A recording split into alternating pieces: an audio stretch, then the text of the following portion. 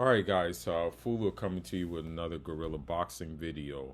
Um, so I always knew the WBC was a racist organization, but now they have proven it, um, proven that they are a racist organization with their latest move.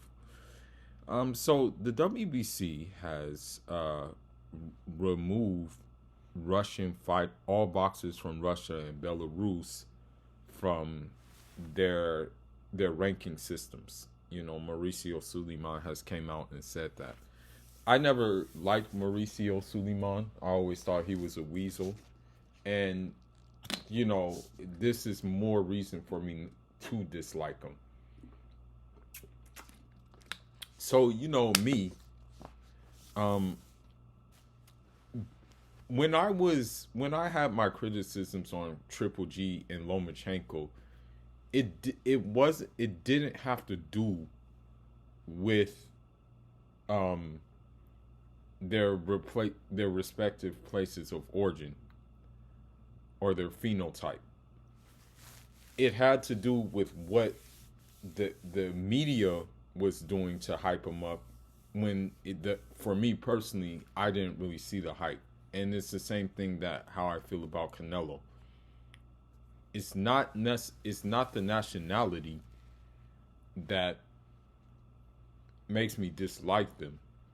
It's what the media does to them and what they do that makes me dislike them. Their actions. But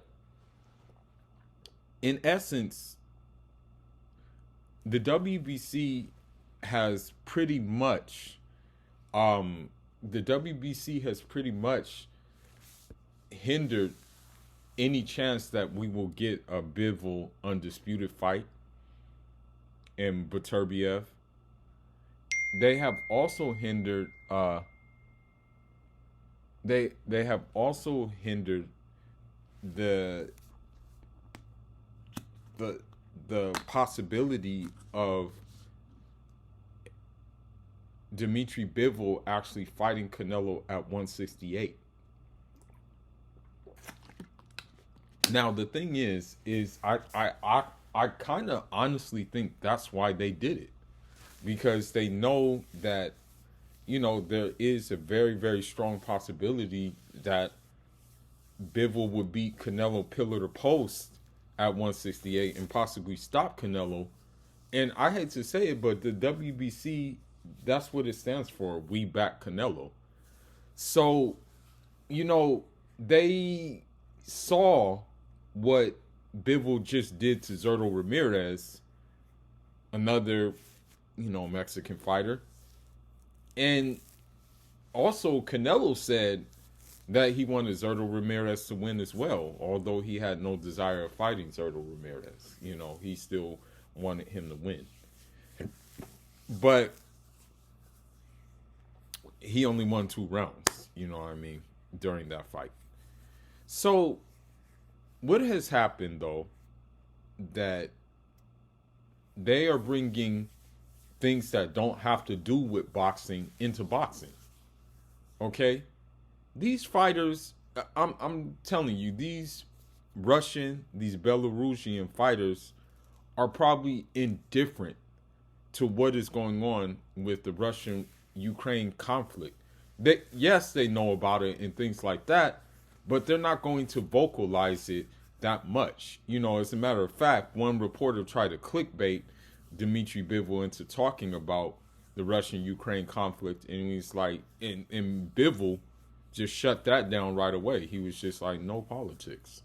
He said, nah, we're not talking about politics. That's what Bivol said, right? Respect to him. So it gets to this point, yeah, that you can see just the blatant racism that this organization does. Okay. Now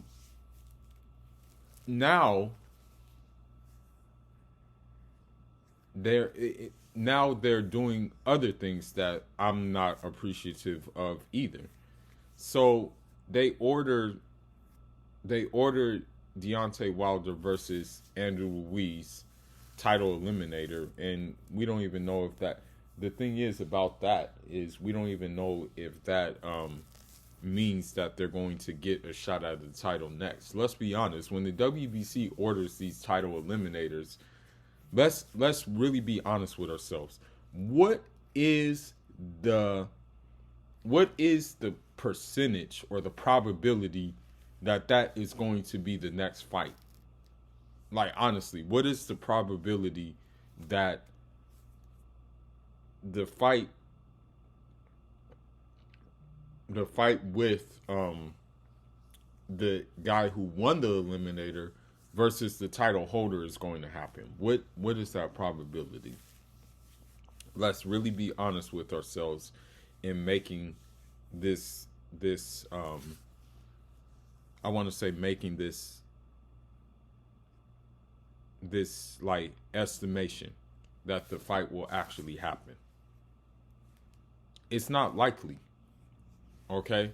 So they make these title eliminators and you're like, you know what I mean? It makes no sense. So now we're at a situation as well that they added they ordered Earl Spence to fight Keith Thurman, which, you know, we kind of saw the writing on the wall, because the thing is, Earl Spence doesn't have nobody to fight, you know. Although Earl Spence said he wouldn't fight Keith Thurman, that he'll never fight Keith Thurman, he has nobody to fight. Let's just be real. Ever since Bud Crawford and his poor business acumen showed itself, right? It's sad to say it, but that's what happened.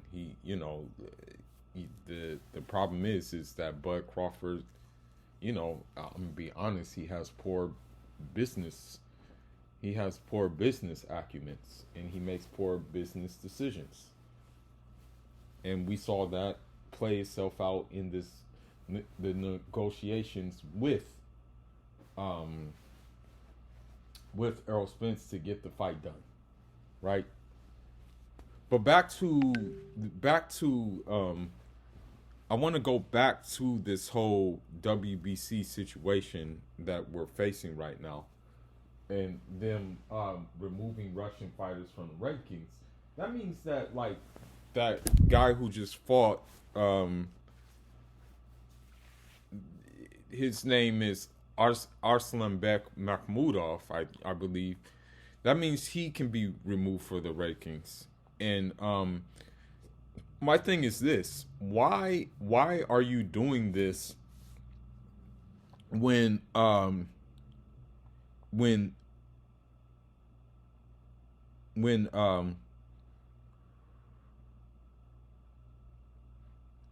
basically these fighters have nothing to do with Russia, okay? In terms of what Russia's doing politically, but you're still banning them? Now, they are essentially making exceptions to that, and what they're doing is they're actually saying that if they renounce Russia's action publicly, in essence, if they renounce their nationality, if they renounce Russian nationality, then they may be able to petition, and they'll still have to petition to be in the rankings. Now, the thing is that my thing that really makes me upset is that they allow Mexican fighters to get caught on steroids. Oscar Valdez, Canelo, and that one girl, I forgot her name, but she was another female Mexican fighter who was juiced to the gills and nearly changed a fighter's trajectory, who she was fighting. I don't know who it was that she was fighting, but she literally changed that fighter's trajectory to a point where I don't think she's fighting again, right? Due to the steroids, right? So you're going to allow that, but you don't remove them from the rankings, you don't do any of that. But when it comes to these Russian fighters who have not been caught on steroids, you are removing them from the rankings. Now, here's another thing that I've been noticing, that and I'm going to be honest, that these Mexican channels do. Here's what I've been noticing, what these Mexican channels do or these pro Mexican boxing channels do on the YouTube streets.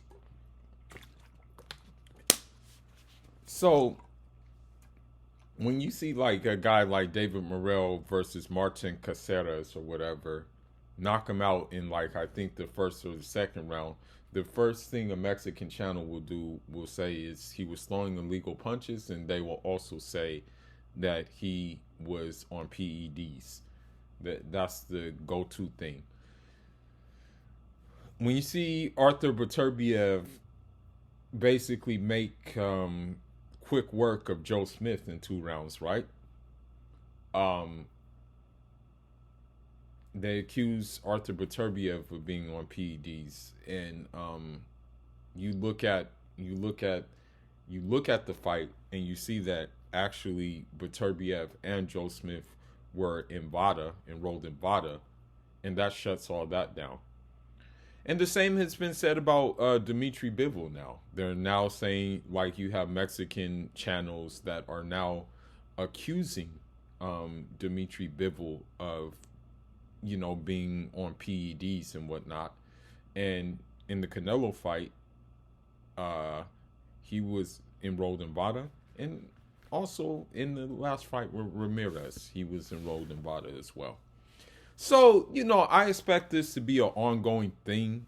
And the reason why I expect it to be an ongoing thing is for the simple fact that these former... The thing is that, like, for example, Dmitry Bivol, yes, he did most of his amateur fighting in Russia, but he was born in Kyrgyzstan. He was born in his parents... I think his dad is Moldovan and his mother is Korean. He was born in the former USSR state of Kyrgyzstan. So that's pretty much his home base for 11 years. But I expect to see this, and the reason why I expect to see this more is so Dmitry Bivol does not get his hands on Canelo at 168 and take all his shit there, which he will be able to do, and now due to the fact that the WBC said, okay, the winner of Beterbiev Yard has to fight Callum Smith, after that undisputed fight is looking less likely to happen anytime soon. As a matter of fact, we'll be thankful if we get that fight in the summertime. You know what I mean? So, the thing is, I'm just going to end it on this note. Cuban and former USSR fighters are just better than Mexican fighters. I'm just going to say that, okay? They're just better. Technically, they're just better. All right, I'm just going to come out and say it. I've been holding it back so long, but Cuban and former USSR fighters are just better fighters. They're just better fighters than Mexicans. That's just basically what it comes down to at the end of the day. And even Mexican trainers know that. That's why you see Joel Diaz's whole gym is basically filled with Uzbek fighters, and, he contributed it to Bivol winning. That's why you see him even talking about how good Bivol is and things like that. And here's a guy who is a Mexican. But with that being said, I'm going to stop my little tirade right now. And y'all let me know what y'all think in the comment section. Fuller signing out. Njadama.